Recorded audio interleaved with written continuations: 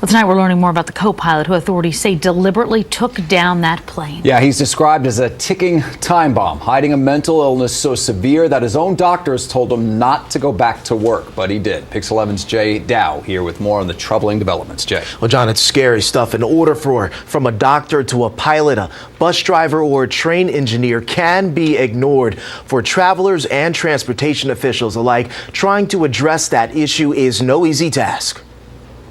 Investigators say Germanwings pilot Andreas Lubitz actually hid his mental illness from his employers. That secret turned out to be a threat 149 other people on board that jet could do nothing about. Frequent traveler John Pavia is trying to keep things in perspective.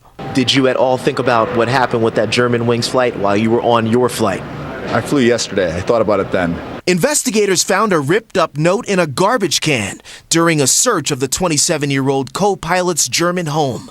That and other notes from his doctors state Lubitz was too ill to work. We just took notice of who's going in the cockpit and who's leaving. What now appears to be a deliberate act and not an accident has already triggered changes in European aviation policy.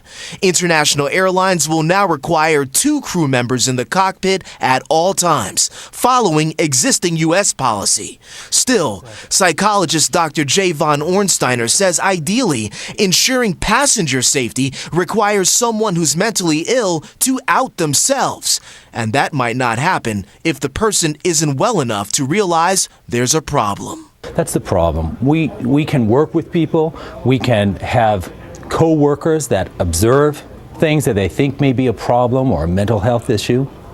But we never know what goes on inside the internal workings of the human brain. That individual has to volunteer that information. This incident raises a whole bunch of questions, just like a number of other incidents that have happened over the last few years about mental health issues and how we track those and what we do about them. So if you fly a lot like I do, you have to put them in the back of your mind.